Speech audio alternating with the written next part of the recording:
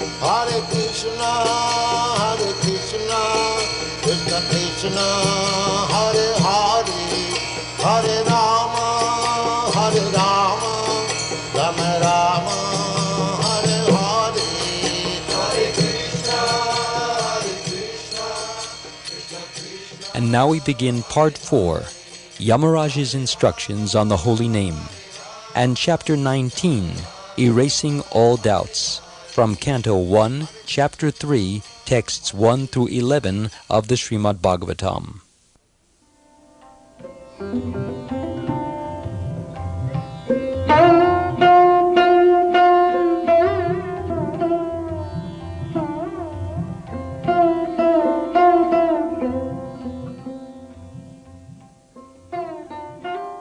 King Parikshit said, O my Lord, O Shukdev Goswami, Yamaraj is the controller of all living entities in terms of their religious and irreligious activities, but his order had been foiled. When his servants, the Yamadutas, informed him of their defeat by the Vishnudutas, what did he reply? O great sage, never before has it been heard anywhere that an order from Yamaraj has been baffled.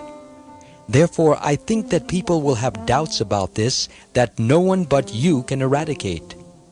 Since that is my firm conviction, kindly explain the reasons for these events.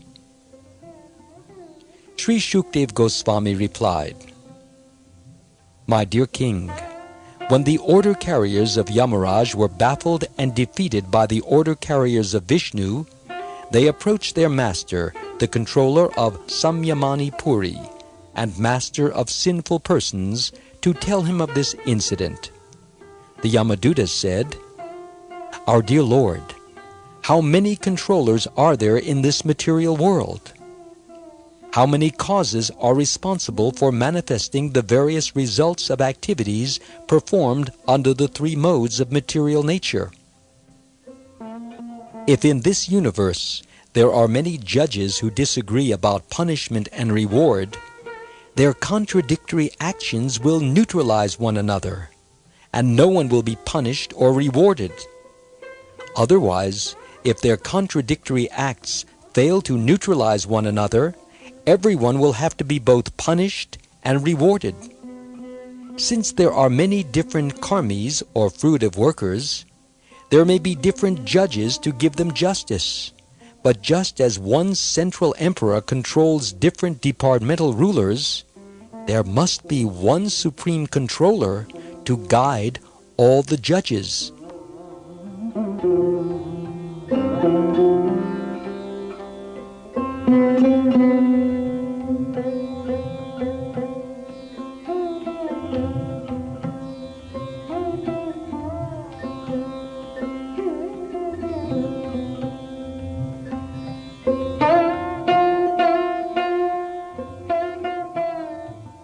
The supreme judge must be one, not many. It was our understanding that you are that supreme judge, and that you have jurisdiction even over the demigods. Our impression was that you are the master of all living entities, the supreme authority who discriminates between the pious and impious activities of all human beings. But now we see that the punishment ordained under your authority is no longer effective, since your order has been transgressed by 4 wonderful and perfect persons. We were bringing the most sinful Ajamil toward the hellish planets, following your order, when those beautiful persons from Siddhaloka forcibly cut the knots of the ropes with which we were arresting him. As soon as the sinful Ajamil uttered the name Narayan, these 4 beautiful men immediately arrived and reassured him, saying, Do not fear, do not fear. We wish to know about them from your lordship. If you think we are able to understand them, kindly describe who they are. Sri Shukdev Goswami said, Thus, having been questioned, Lord Yamaraj was very pleased with his order carriers, because of hearing from them the holy name of Narayan. He remembered the lotus feet of the Lord and began to reply.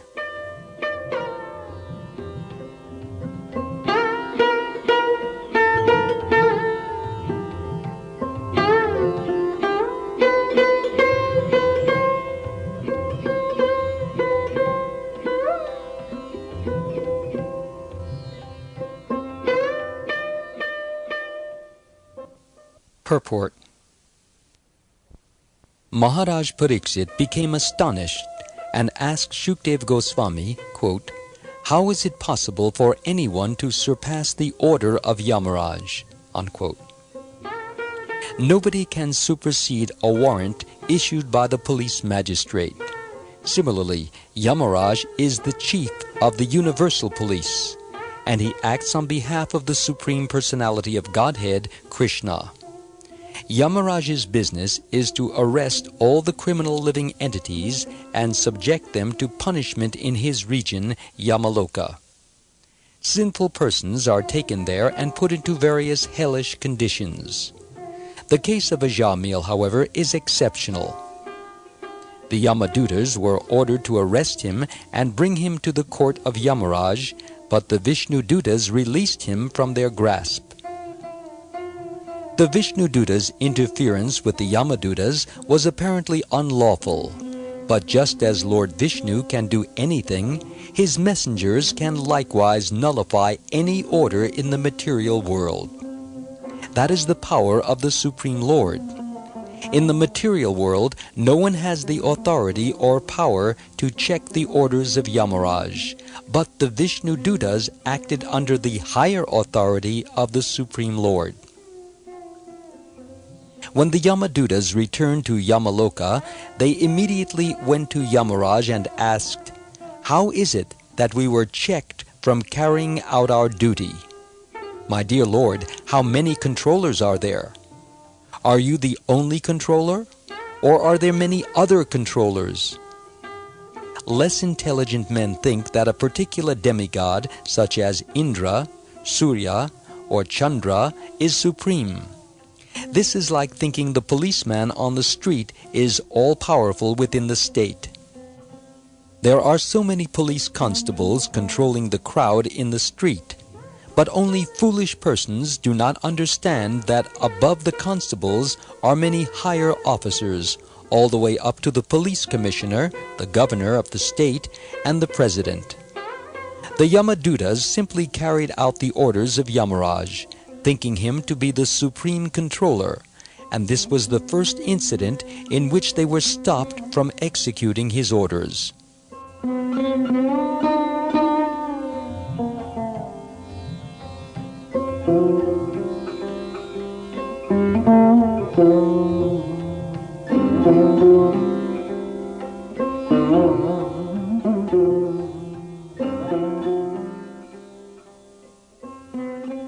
Srila Vishwanath Chakravarti Thakur says that the Yamadutas were so disappointed that it was almost with anger that they asked Yamaraj whether there were many masters other than him. Furthermore, because the Yamadutas had been defeated and their master could not protect them, they were inclined to say that there was no need to serve such a master. If a servant cannot carry out the orders of his master without being defeated, what is the use of serving such a powerless master? Because the Yamadutas had been stopped, they doubted whether Yamaraj actually had the power to punish the sinful. Although they had gone to arrest Ajamil following Yamaraj's order, they found themselves unsuccessful because of the order of some higher authority. Therefore, they were unsure of whether there were many authorities or only one. If there were many authorities who gave different judgments, which could be contradictory, a person might be wrongly punished or wrongly rewarded, or he might be neither punished nor rewarded. According to our experience in the material world, a person punished in one court may appeal to another. Thus the same man may be either punished or rewarded according to different judgments. However, in the law of nature or the court of the Supreme Personality of Godhead, there cannot be such contradictory judgments. The judges and their judgments must be perfect and free from contradictions.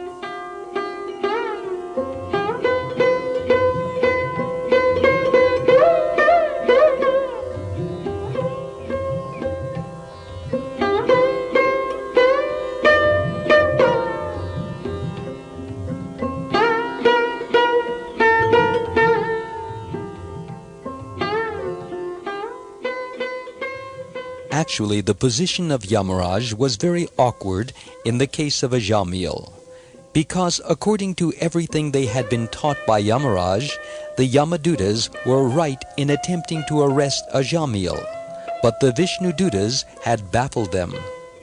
Although Yamaraj, under these circumstances, was accused by both the Vishnudutas and the Yamadutas, he is perfect in administering justice, because he is empowered by the Supreme Personality of Godhead. Therefore, he will explain what his real position is and how everyone is controlled by the Supreme Controller, the Personality of Godhead. In this world, there must be measures for controlling the living entities. Shastra, or scripture, is meant for controlling civilized men. From this word comes the word shishya, meaning disciple, or one who voluntarily accepts the control or guidance of the spiritual master. Those who are not gentle must be controlled by astra, or weapons. The police force needs guns and clubs to control the thieves and rogues of society. The Yamadutas inquired from their master whether there are different departments of justice for different types of men. In the material world, a person is contaminated by some combination of the three qualities of nature, goodness, passion, and ignorance, and he conducts his activities accordingly.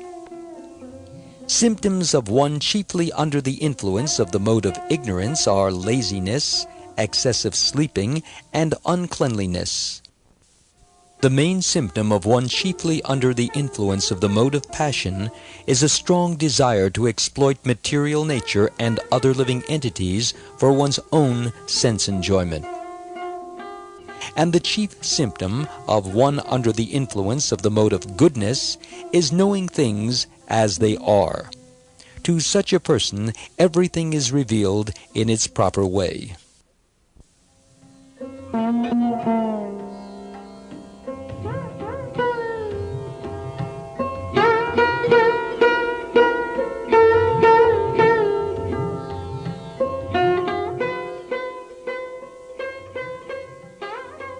The Yamadutas suggested, there may be many controllers of people in the different modes of nature, but who is the chief controller, and how are his actions carried out? As far as we know, you are the controller of everyone. In governmental management, there may be departmental officials to give justice to different persons, but the law must be one, and that central law must control everyone. The Yamadutas could not imagine that two judges would give two different verdicts in the same case, and therefore they wanted to know who the supreme judge is. The Yamadutas were certain that Ajamil was a most sinful man, but although Yamaraj wanted to punish him, the Vishnudutas excused him. This was a puzzling situation that the Yamadutas wanted Yamaraj to clarify. The Yamadutas had thought that Yamaraj was the only person in charge of administering justice. They were fully confident that no one could counteract his judgments. But now, to their surprise, his order had been violated by the four wonderful persons from Siddhaloka. Srila Vishwanath Chakravarti Thakur suggests that the Yamadutas may have said to Yamaraj, "We think that your absolute power of controlling is finished, because four very wonderful personalities checked us from executing our duty which you gave us." Vishwanath Chakravarti also remarks that the Yamadutas may have wanted to bring the Vishnudutas before Yamaraj. If Yamaraj could then have punished the Vishnudutas, the Yamadutas would have been satisfied. Otherwise, they desired to commit suicide. Before pursuing either course, however, they wanted to know about the Vishnudutas from Yamaraj, who is also omniscient.